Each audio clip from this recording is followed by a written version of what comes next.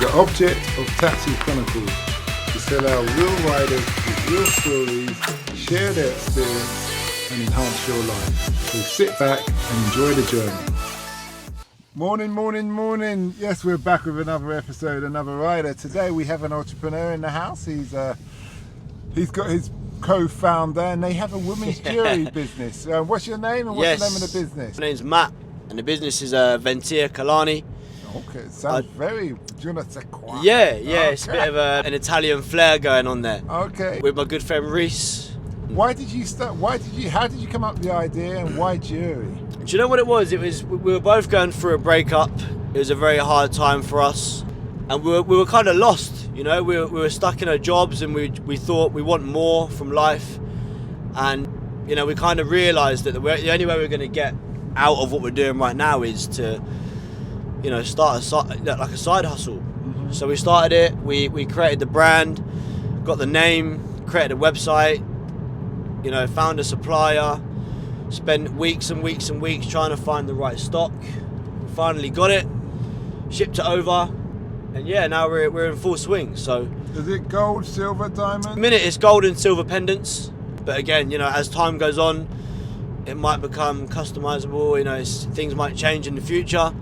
But at the minute it's about building the foundations and we're learning a lot on the way as well, which is really good. Yeah, we're young guys, we're both 26, okay. So we're just trying to learn things along the way. So yeah, it's good. It's good. Talk us through the journey of what it was like setting up the business and from thinking of the name to finding a supplier. Sure. It was difficult at first, and you know, to anyone listening, the name really doesn't mean anything. You know, the name and the brand itself is irrelevant. As long as the brand is a good brand and you've got good foundations and you can build a community around it, the brand name really is irrelevant. You know, look at some of the biggest brands out there, some of their names, you think, how would you come up with that?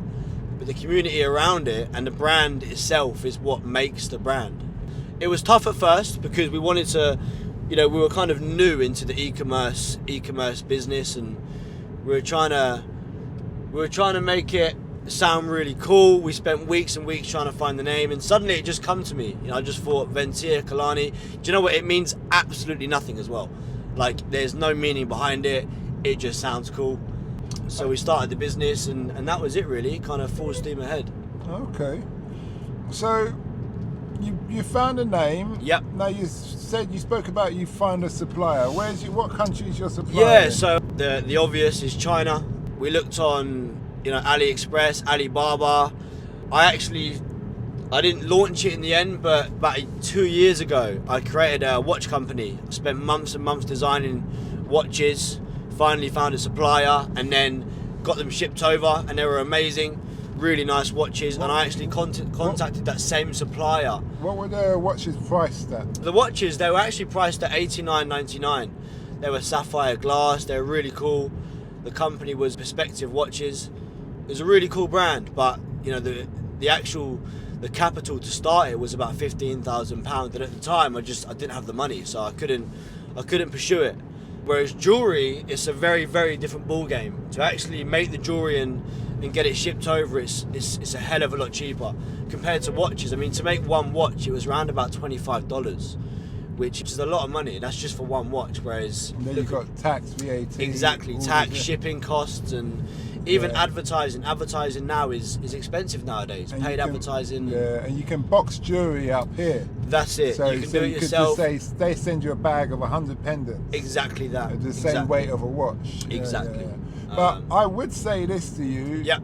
You can still do that watch thing, because that can combine in with the jewellery. Of course. Look, we've had this conversation before. You know, we want to branch out into different avenues, create sister companies.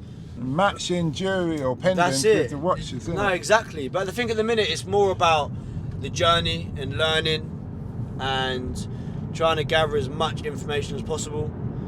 How do you go about that?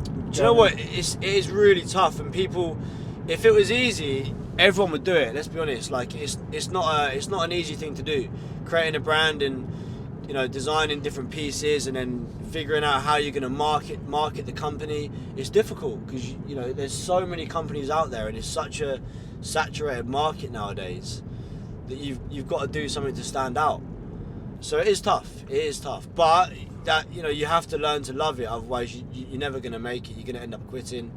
95% of brands end up quitting, which is why they don't make it. It says, what was it? 2 out of 98 out of 100 businesses fail within the first 2 years. That's it. And do you know what? I'll be honest. For me, it's purely because there's no consistency or drive, and people give up because they don't see results in the first, 5 months. But it takes a while to create a long-term business. It can take years and years and years. But when you reach that point, you'll look back and you'll be thankful. Yeah. Okay. How easy was it sourcing the suppliers? That's what I'm interested in, because you go on Alibaba, you see loads of people. You've got their rating systems, their approval systems. That's it. So when you're on Alibaba, you want to look for like 3 years plus trade assurance. It's difficult because of the language barrier that you have with people over there. It's tough to kind of let them know what you're looking at, what you're looking for, what sort of pendants you want.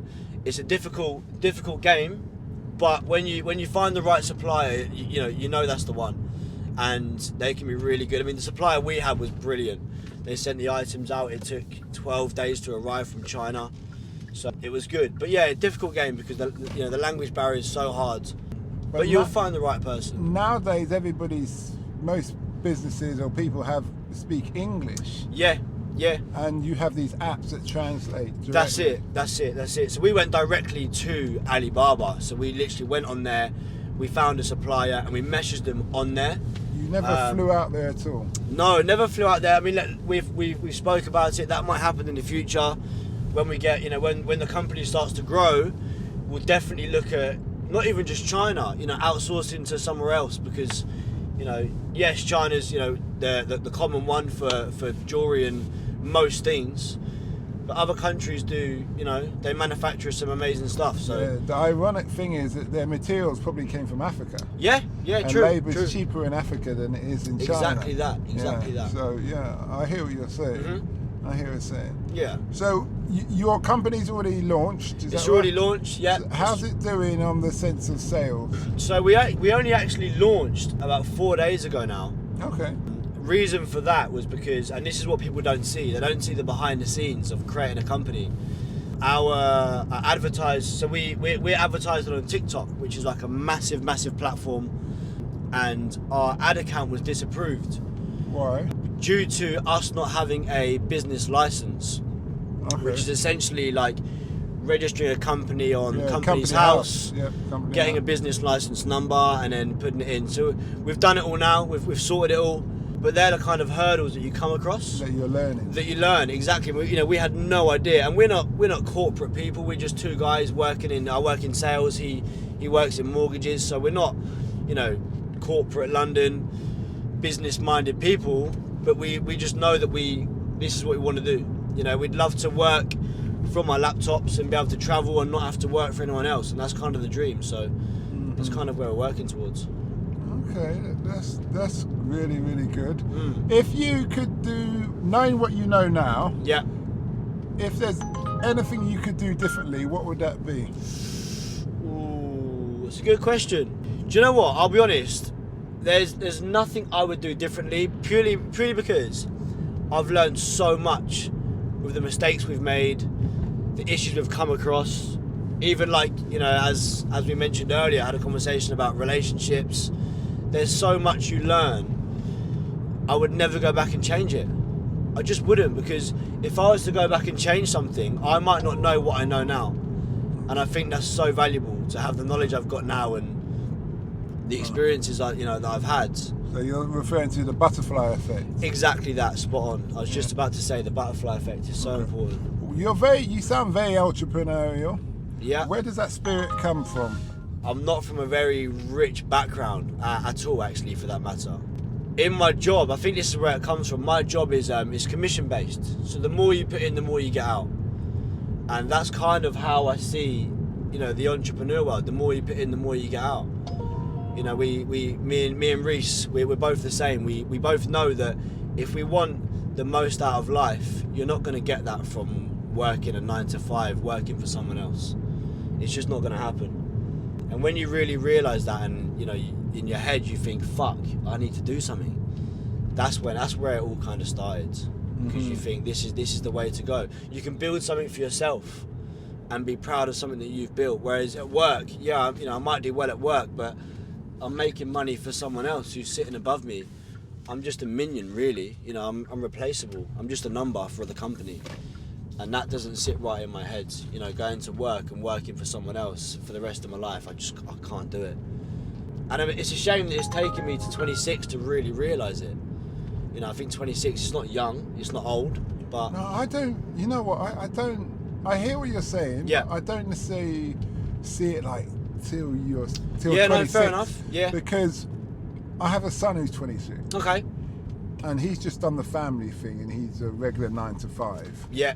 And I admire what you do. Obviously, I admire my son and his no, of course. But I admire, and I think, you know, biologically, the decision-making part of the brain doesn't fully develop to the age of 25. Yeah. So 26, you've had some kind of life experience. Of course. And you're kind of good to go. Yeah, definitely. And that's more important, I would say. Do you know what? I agree with you, and I think, honestly, and do you know what? The only reason I say this is because I've had that big breakup, 7 years. Before then, I was happy. My 9 to 5, I was really happy with my life. I really was. It was only when you have that big change in your life, you think, okay, let's try something else. Okay. But yeah, look, it's tough, but we've come to the end of the journey. Yeah, perfect. Thanks a lot for that. We thank wish you. you well. And to the listeners out there, do not forget to listen to our sister podcast, Africa Investor Stories, where we talk to real investors from around the world who've invested in Africa and they share their experience. Have a nice day. We hope that episode enhanced your life. We post an interview every day as well as vlogging on our social media channels. Don't forget to subscribe to get our latest episode.